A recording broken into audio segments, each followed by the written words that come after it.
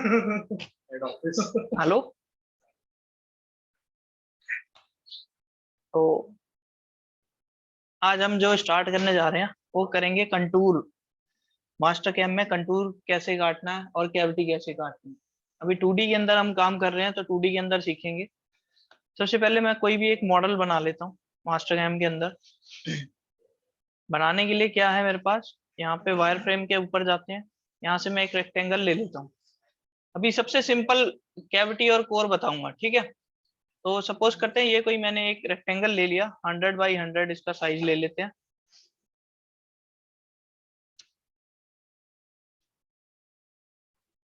अब इसके अंदर कोई मेरे को कैविटी काटनी है, ये मेरा वर्क पीस है, इसके अंदर कोई कैविटी या कंटूर काटना है। तो सपोज करते हैं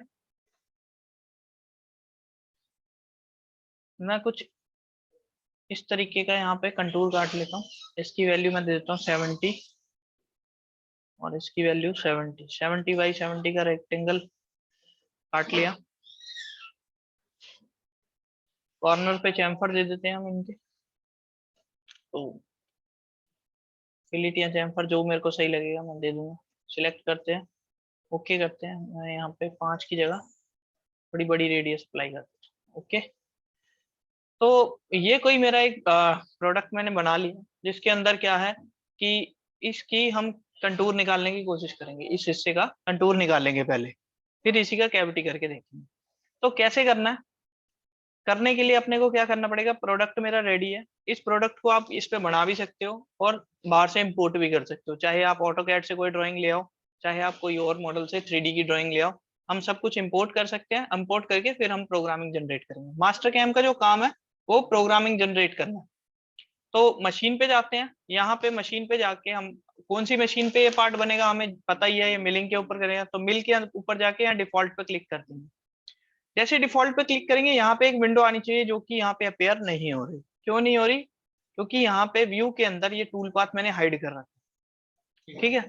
जैसे ही मैं इसको ऑन करूंगा तो ये मेरे यहाँ पे इस तरीके से विंडो पॉपअप हो जाएगी। उसके अंदर सबसे पहला जो स्टेप है वो करेंगे स्टॉक को डिफाइन। तो स्टॉक सेटअप के अंदर जाते हैं। अभी क्योंकि ये 2D की ड्राइंग है तो मैं यहाँ सिलेक्ट कॉर्नर का इस्तेमाल करूंगा और यहाँ से लेकर यहाँ तक की जो वैल्यू है उसको क्लिक कर लूंगा।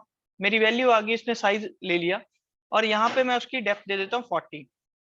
यहाँ से ये डिस्प्ले ऑन करके रखूंगा। अगर मैं वायर फ्रेम में करता हूँ तो ये वायर फ्रेम में दिखाएगा, सॉलिड में करता हूँ तो कुछ इस तरीके के ये शेड्स में दिखाएगा। तो अभी वायर फ्रेम पे ओके कर लेते हैं। जैसे ही मैं क्लिक करा तो ये आप देख सकते हो कि इसने बॉडी मेरे को बना के दी। अब इसमें मेरे को क्या करना है, मेरे को इस हिस्से का कंटूर काटना। अब स्टॉक मेरा इतना बड़ा है, स्टॉक में से ये चीज निकालनी है तो कैसे निकालेंगे। उसके लिए जैसे ही मैंने अभी यहाँ पे मिल डिफॉल्ट करा था, यहाँ पे टूल पाथ का मेरे को एक और विंडो मिल गया। इस विंडो के अंदर सबसे पहला जो कंटूर आता है 2D के अंदर, जो ऑप्शन आता है, कमांड आती है, वो आती है कंटूर। कंटूर पे क्लिक करेंगे, इसमें होता है चेन सिलेक्शन। तो हम चेन है, कोई क्लोज चेन है तो उसके लिए क्लोज चेन लेंगे, ओपन है तो उसके लिए पार्शियल कर लेंगे। बाकी ऐसे विंडो है, पॉइंट है, काफी सारे सिलेक्शन मेन्यूज दे रखे हैं। तो इस पे जाता हूँ, मैं क्लोज विंडो ले लेता हूँ, ये क्लोज है तो मैं चेन ले लेता हूँ और इसको ओके कर देता हूँ।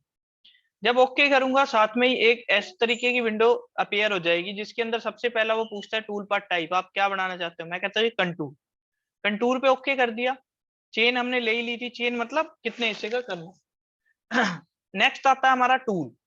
अब जब टूल पे आते हैं तो अपने को पता होना चाहिए कि मैं जो टूल पे काम करूंगा कौन सा टूल होना चाहिए मेरे पास। मेरे पास जो मार्केट में अवेलेबल है वो तो हर तरीके का टूल अवेलेबल है, बट अभी जो करंटली अगर मैं प्रोग्रामिंग जनरेट कर रहा हूँ तो कौन से टूल से ये टूल है जो कटेगा। तो इसके लिए मैं सिलेक्ट टूल लाइब्रेरी में जाता हूँ, यहाँ पे फिल्टर अप्लाई करता हूँ। फिल्टर में ना ये सारे टूल्स दे रखे हैं जो भी हमारे वीएमसी के अंदर अवेलेबल होते हैं, वो सारे टूल्स हमने यहाँ पे दे रखे हैं। कौन कौन से मटेरियल के हैं ये भी डिफाइन कर रखा है, कौन से किस तरीके के एचएसएस का है, सिरामिक का है, और ऐसे ही फ्लैट एंड मिल है, बॉल मिल है, बुल मिल है, फेस मिल है। अब जो हमारा काम होगा वो होगा एंड मिल से। तो मैं बाकी सबको नन कर देता हूँ, खाली एंड मिल पे क्लिक करके ओके कर लेता हूँ। तो एंड मिल जो मार्केट में अवेलेबल है वो ये है। 3 नंबर उसका डाया है, बाकी जो उसकी लेंथ है वो यहाँ पे डिफाइन कर रखी है। तो मैं 10 का टूल ले लेता हूँ, 10 का एंड मिल ले लेते हैं डाया जिसका। क्लिक करा, यहाँ पे आ गया टूल डायमीटर 10 आ गया। कॉर्नर रेडियस एंड मिल है, फ्लैट एंड मिल है तो कॉर्नर रेडियस क्या रहेगी, 0 रहेगी।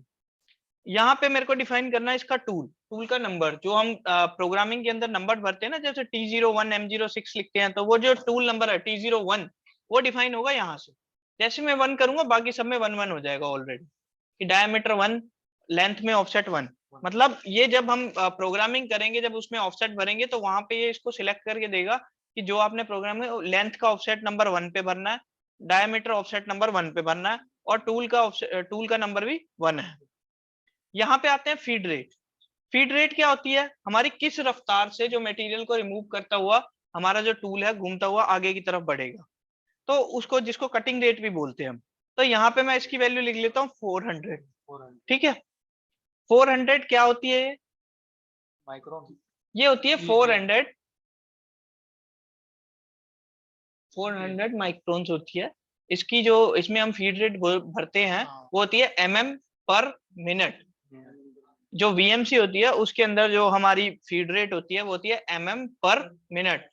एक मिनट के अंदर कितने हमारा जो है मटेरियल रिमूव हो रहा है।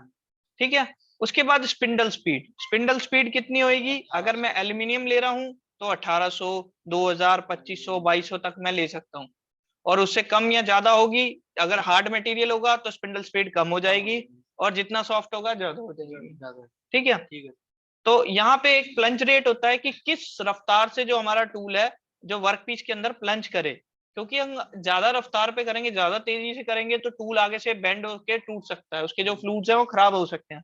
तो हम इसको लेस देन रखने की कोशिश करेंगे। ये जो प्लंज रेट होता है फीड रेट से 4 गुना कम होता है। मतलब अगर फीड रेट मेरा 400 है तो ये मेरा 100 होगा, और अगर मेरा प्लंज रेट अगर 100 है तो फीड रेट 400 होगा। ये एक कैलकुलेशन है जो आपको एक्सपीरियंस के बाद पता लगेगी। आप ज्यादा भी डाल सकते हो, कम भी डाल सकते हो, पर जब आप मशीन पे काम कर रहे होगे ना, तब आपको मशीन की आवाज से, टूल की कंडीशन से और मटेरियल के प्रोसेस से पता लगेगा किस तरीके से वो कटिंग करता है। नेक्स्ट आ जाता है हमारा टूल होल्डर। टूल होल्डर ये देखो बाय डिफॉल्ट होते हैं, ये जो मशीन के साथ हमारे पास टूल होल्डर आ रखे हैं ये उनके नाम दे रखे हैं, इनको मैं नहीं छेड़ूंगा क्योंकि ये बाय डिफॉल्ट है। आप डिफॉल्ट ही रख के चलना। अगर आपको पर्टिकुलर अपनी मशीन का पता है कि मेरी मशीन में ये लगता है और होल्डर है, तो आप उसको सिलेक्ट कर सकते हो, अदरवाइज आप इसको डिफॉल्ट ही रखो, क्योंकि हम टचिंग के वक्त इसकी वैल्यू सेट कर सकते हैं। उसके बाद कटिंग पैरामीटर्स के अंदर जाते हैं। कटिंग पैरामीटर्स के अंदर हमारे पास पहले तो आता है कंपनसेशन। कंपनसेशन हमने कंप्यूटर पे रख रखी है, अपने आप देखेगा। उसके बाद कंपनसेशन डायरेक्शन, लेफ्ट रखनी है राइट रखनी है, ये हम बाद में इसको ऑप्शन को अटेम्प्ट करेंगे। टिप कंपनसेशन की मतलब जो हमारा कटिंग करेगा वो टिप से करेगा या सेंटर से करेगा। जो हम जो नीचे डेप्थ मानेंगे वो टिप से मानेंगे या सेंटर से मानेंगे, थोड़ा सा, क्योंकि टिप आगे से तिखी होती है। जैसे ड्रिल के केस में आप वी शेप होती है तो वी शेप से मानोगे, या ऊपर से, उसके थोड़ा ऊपर से जहां एक्चुअल डायमीटर स्टार्ट होगा। तो ये हमने टिप पे कर रखा अभी तो फिलहाल, और उसके बाद क्योंकि एंड मिल है तो वो टिप पे ही काम करेगा। उसके बाद stock to leave. Stock to leave ये होता है मार्जिन रखने के लिए किसी चीज पे। अगर जैसे मेरे को अभी मैं रफिंग कर रहा हूँ, रफिंग के बाद फिर मैं फिनिशिंग करूंगा, तो रफिंग में कुछ मटेरियल मैं क्या करूंगा एक्स्ट्रा छोड़ दूंगा, जो कि मैं फिनिशिंग के अंदर 100 माइक्रोन 200 माइक्रोन रखूंगा।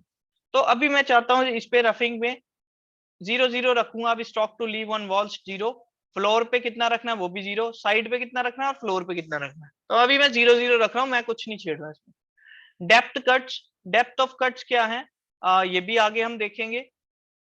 इसके बाद लीड इन लीड आउट है, इसको भी मैं ऑफ कर लेता हूँ। इसके बाद ब्रेक थ्रू है, इसको मैं ऑन कर लेता हूँ। ये क्या होता है, हमारा वर्कपीस से नीचे अगर चला जाए, जो टूल है वर्कपीस से नीचे चला जाए इन केस ऑफ ड्रिल, तो वो क्या करेगा, एक लिमिट तक जाएगा, उसके बाद वो बंद हो जाएगा, जो मशीन है वो बंद हो जाएगी। अदरवाइज क्या होगा, ये हमारा जो है बेड में टकरा सकता है, बेड में टकराएगा तो टूल खराब हो जाएगा, टूट जाएगा। फिर नेक्स्ट है मल्टी पासेस, इसको भी हम आगे देखेंगे। टैब्स को भी हम आगे देखेंगे। इसके बाद जो मेन कंपोनेंट आता है लिंकिंग पैरामीटर्स, इसको हम क्लिक करेंगे। यहाँ पे आप कोशिश करना सब कुछ एब्सोल्यूट हो। अब इसमें सबसे पहले क्या है, सबसे पहले है क्लियरेंस। क्लियरेंस क्या है कि जब हमारा काम हो जाए तो टूल हमारा कितने ऊपर आके खड़ा हो जाए।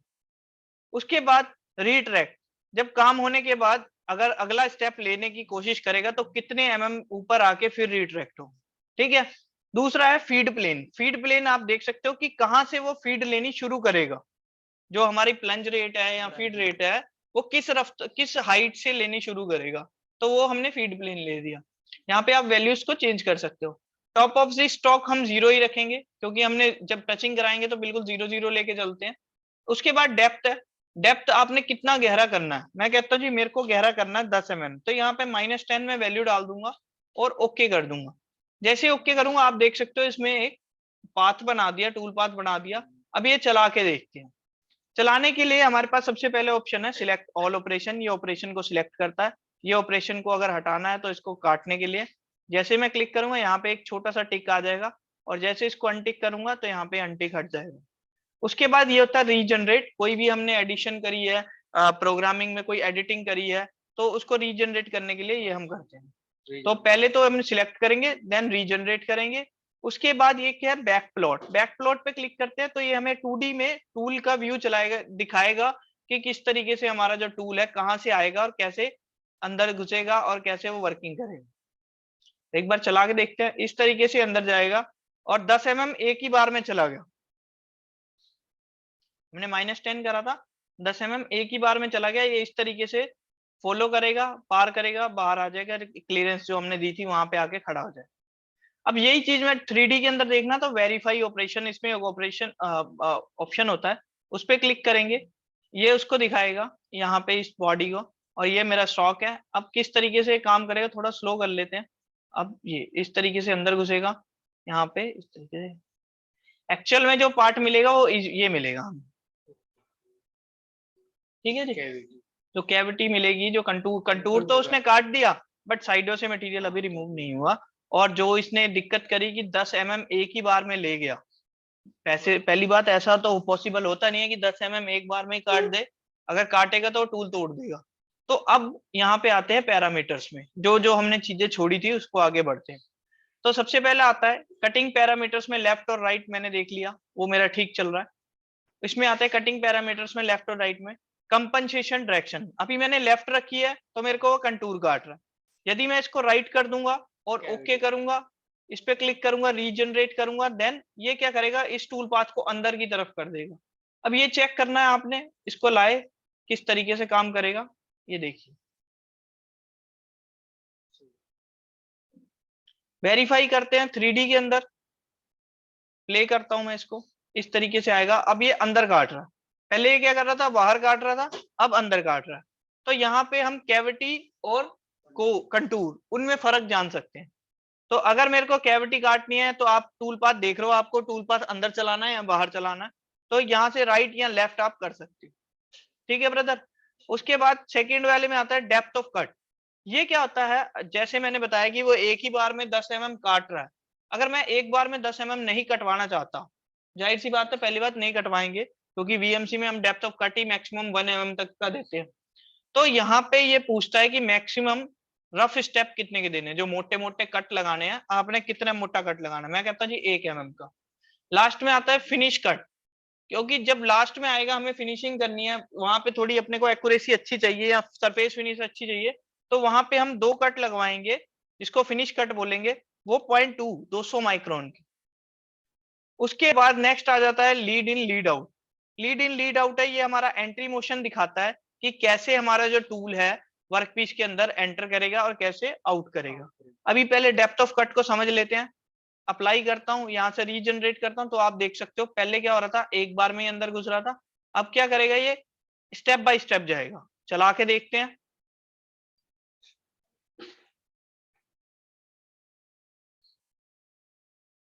इस तरीके से एक बाय स्टेप अंदर जाता रहेगा। और लास्ट में जो आप देखोगे, जब इसका 200 माइक्रोन 10 माइक्रोन रह जाए, लास्ट के जो 2 कट मारेगा वो 200 माइक्रोन के। ऊपर वालों में गैप देखोगे तो 1 mm का है, नीचे वालों में ये जो है लास्ट के 2 कट 200 माइक्रोन के। ये हो गया। उसके बाद lead in lead out. Lead in lead out से क्या फर्क पड़ेगा, इसको भी अप्लाई करके ऑन करके देखते हैं। रीजनरेट करता हूं, तो जैसे मैं रीजनरेट करता हूं तो आप देख सकते हो पहले मेरा कोई पाथ नहीं आ रहा था यहाँ से। हम कभी भी ना टूल को डायरेक्ट सीधा पेनिट्रेट नहीं करते, प्लंज नहीं करवाते वर्क पीस के अंदर, उससे इफेक्ट पड़ता है। या तो रैंपिंग के थ्रू होता है या हेक्सागोनल। ठीक है, तो हेलिक्स की शेप में हम उसको एंट्री करवाते हैं। अब यहाँ से देखते हैं कैसे ये एंट्री करेगा, देख सकते हो आप। इस तरीके से एंट्री करेगा और एक तरफ से आउट हो जाएगा, मतलब ग्रीन वाले से एंट्री और रेड वाले से आउट हो रहा है मेरा टूल। अब इसका फर्क जो पड़ेगा वो आपकी प्रोफाइल के ऊपर पड़ेगा। जब आप यहाँ पे ये देखो तो यहाँ पे ये मार्जिन को छोड़ देगा, मतलब कटिंग करेगा। अगर मेरे को मटेरियल नहीं काटना, डायरेक्ट प्लंज करवाना, तो मैं डायरेक्ट प्लंज कराने के टाइम पे lead in lead out minus कर सकता हूँ, या फिर एक तरफ से या तो अंदर से बाहर की तरफ जा सकता हूँ, बाहर से अंदर की तरफ आ सकता हूँ। नेक्स्ट वाला ब्रेक थ्रू मैंने आपको क्लियर कर दिया था। इसके बाद आता है मल्टीपल पासिस। मल्टी पासिस क्या चीज है? अब जैसे हमने देखा था कि साइड में मटेरियल बचा हुआ था, उस मल्टी पासिस को ऑन करता हूँ। अब नंबर ऑफ स्पेसिंग, ये पहला जो कट लेगा और दूसरा जो कट लेगा उसके बीच का जो गैप है उसको बोलते हैं स्पेसिंग। जैसे मेरा 10 का टूल है, वो 5 ऑफसेट अंदर की तरफ करके चलाऊंगा, तो वो स्पेसिंग उसको बोलेंगे स्पेसिंग। जैसे 5 mm करना है मेरे को, ठीक है। तो यहाँ पे मैं पहले तो नंबर ऑफ कट को इंक्रीज कर देता हूँ, यहाँ 5 कर देता हूँ। अभी क्योंकि 1 नंबर लग रहा था, एक ही बार चल रहा था, अब मैं यहाँ 5 कर देता हूँ, स्पेसिंग भी 5 की कर देता हूँ, अप्लाई करता हूँ, ओके करता हूँ, और यहाँ पे रीजनरेट। अब आप देखोगे इसने 5 कट लगा दिए बाहर का, और जिससे मेरा सारा मटेरियल जो था, जो बच रहा था, वो क्या हो रहा है, रिमूव। अब कैसे चेक करेंगे, एक बार प्ले करते हैं इसको। अब वो भी हर चीज जो करेगा वो स्टेप बाय स्टेप चलती रहेगी, आप देखोगे। यहाँ 3D में देखते हैं, प्ले करते हैं इस तरीके से। तो मेरा जो कंटूर था वो मेरे को मिल गया, ये आप देख सकते हो इसमें।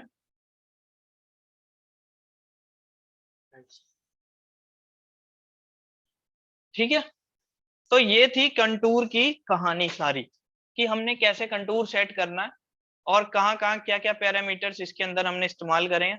टैब्स अभी नहीं करा रहा, टैब्स बाद में करेंगे, किस लिए होता है वो बाद में बताऊंगा। लिंकिंग पैरामीटर्स आपको क्लियर हो गया क्या चीजें होती हैं। तो एक बार आप इसको दोहरा ले, बना ले, देखें करके। ये सिंपल कंटूर था। इसके अलावा मैं एक और ड्राइंग पे करके दिखाता हूँ आपको। मैंने एक चीज बनाई हुई थी,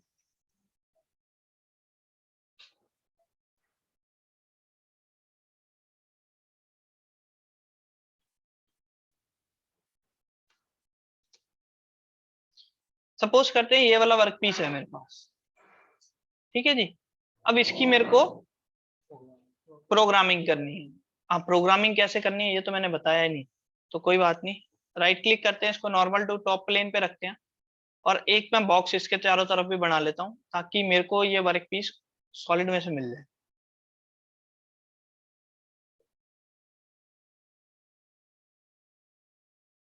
वन फिफ्टी, 150।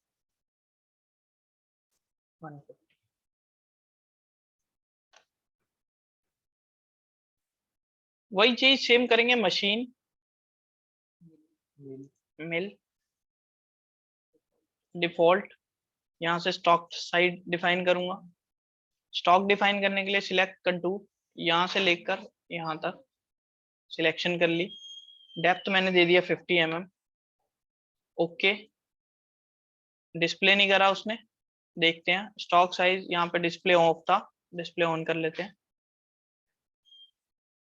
तो ये मेरा इस तरीके से बन गया। अब देखो इसमें ना हम क्या क्या कर सकते हैं। एक तो हो सकता है कि ये बाहर वाले का कंटूर निकाल ले, अंदर वाले की कैविटी निकाल ले, तो मेरी ये जॉब कंप्लीट हो जाएगी। ठीक है, तो अब इसमें हम 2 ऑपरेशन इकट्ठे करके देखेंगे। तो स्टार्ट करते हैं। जैसे कि सबसे पहले कंटूर पे आते हैं। कंटूर किसका निकालना है, इसका। ओके कर दिया मैंने। कंटूर निकालना है, टूल सिलेक्ट कर लिया, 10 का टूल ले लिया, इसको दे दिया 1 नंबर टूल। स्पिंडर फीड रेट दे दी मैंने 400। प्लंज रेट दे दिया मैंने 100। उसके बाद टूल होल्डर, होल्डर मैंने बोला था नहीं छेड़ना, कोई दिक्कत नहीं। उसके बाद ये सारी चीजें हमने स्टॉक स्टॉक रखना नहीं है। डेप्थ मैं कर लेता हूँ इसको, जैसे मोटे मोटे कट लगाए 1-1 mm के, और लास्ट में फिनिशिंग कट दे दे 0.5 के, 500 micron. Lead in lead out भी ऑफ कर लेते हैं, नहीं ऑन रखते हैं इसको।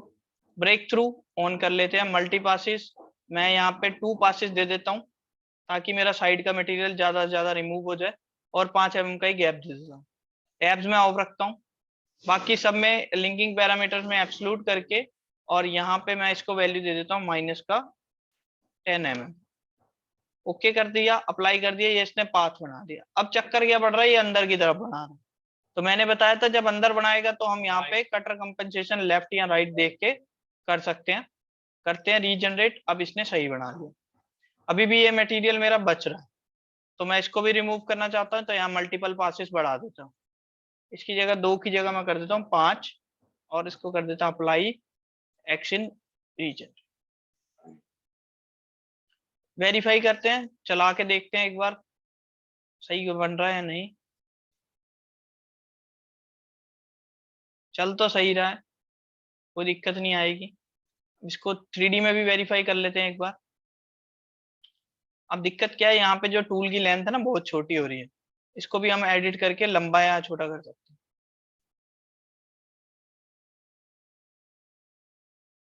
ये भी कॉर्नर है। ठीक है, अभी भी कॉर्नर रह रहे हैं।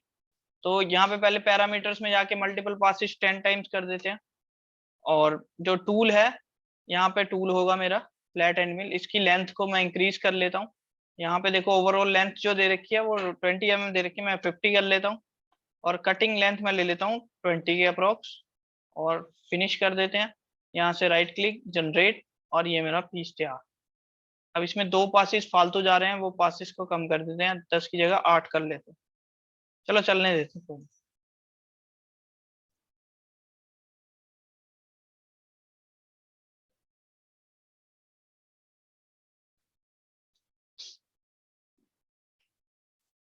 चेक करते हैं 3D के अंदर, वेरीफाई करते हैं क्या ठीक बना है। बिल्कुल ओके बन रखा है, कोई दिक्कत वाली बात ही नहीं। अच्छा जी, चलो अभी करते हैं। अब नेक्स्ट ऑपरेशन क्या है, इसकी पॉकेट काटनी है ना, कैविटी बोलते हैं, कैविटी काटनी है। तो आ जाते हैं यहाँ पे, देखते हैं ये रही पॉकेट। पॉकेट में पूछता है क्या किसकी पॉकेट काटनी है, इसकी पॉकेट काटनी है, इसकी पॉकेट काटनी है, और इसकी पॉकेट काटनी है। कोशिश करना इन सब की ना जो डायरेक्शन होती है जब सिलेक्शन करते हैं तो एक ही डायरेक्शन रहे।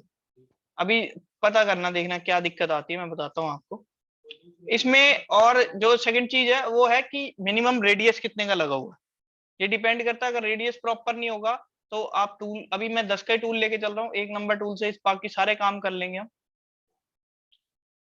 क्लीन। अब हाँ, इसमें पूछता है कि कैसे काटना है, कन्वेंशनल और यहाँ पे मार्जिन। जो कटिंग पैरामीटर्स थे इसको मैं 0 0 रखता हूँ, मार्जिन अभी कोई भी नहीं रख रहा। क्लिम से काटना है, कन्वेंशनल से काटना है, ये बाद में डिस्कस करेंगे कि अंदर से काटना है या बाहर से काटना है। जैसे उसमें था लेफ्ट एंड राइट, इसमें क्लिम और कन्वेंशनल होती है। रफिंग, इसके अंदर चलना कैसे है, ये गोल गोल घूम के चलेगा, इस तरीके से चलेगा, इस तरीके से, ये स्पीड पे डिपेंड करता है। और कैसे इसमें एंट्री मोशन ले, एंट्री मोशन जो लीड इन लीड आउट होता है, अभी हेलिक्स के द्वारा एंट्री करेगा, जो मैंने बताया था आपको कि गोल गोल घूम के करेगा, यहाँ रैंप के द्वारा कराना। तो मैं हेलिक्स ऑन रखता हूँ। फिनिशिंग पे जाते हैं, फिनिश पासिस मतलब कितनी स्पेसिंग के बाद, वो जो मल्टीपल पासिस थे उसमें कंटूर में मल्टीपल पासिस हो गए, इसमें फिनिशिंग पासिस हो गए, तो मैं इसमें 2 पासिस कर लेता हूँ। Lead in lead out, entry motion कैसे टूल अंदर आए ऊपर से कैसे एंट्री करेगा, इसको ऑफ कर लेते हैं। डेप्थ ऑफ कट, यहाँ पे मोटे मोटे कट 1 mm के, और लास्ट वाले 0.2 के। ब्रेक थ्रू ऑन कर लेते हैं। लिंकिंग पैरामीटर्स में हम अंदर जो कटिंग करेंगे वो 5 mm करते हैं, -5। बाकी सब एब्सोल्यूट रखेंगे, एब्सोल्यूट रखेंगे, इंक्रीमेंटल मत रखना। देखो ये फर्क आएगा, ये इस तरीके से बना के देखो। अब जैसे अप्लाई करूंगा मैं इसको और रीजनरेट करके देखता हूँ, तो अभी मैंने एक ही ऑपरेशन सिलेक्ट करा तो एक ही ऑपरेशन का वो दिखाएगा अंदर की तरफ कटिंग करके।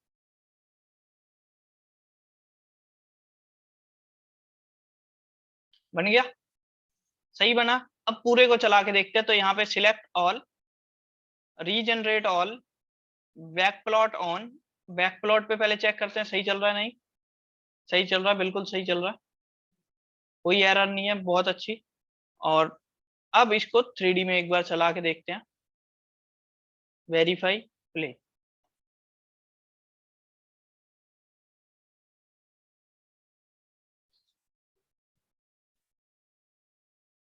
तो इस तरीके से हम कंटूर और कैविटी जो है वो कटिंग कर सकते हैं। हमारे कोई भी वर्क पीस के अंदर कैसे हमें चलाना है, क्या करना है। इसमें देखो आपकी जो टाइमिंग है वो यहाँ पे आ जाएगी, 5 hour 48 minutes का ये प्रोग्राम बनेगा। बट एक्चुअल में तो हम इसको और भी चेंजेस ला सकते हैं और इसको कम या ज्यादा कर सकते हैं। ठीक है, तो आज के लिए इतना काफी है। ये कंटूर और कैविटी के लिए था, जिसके हमने 2 एग्जांपल करके भी देखे। आप भी करके देखो और सीखो इस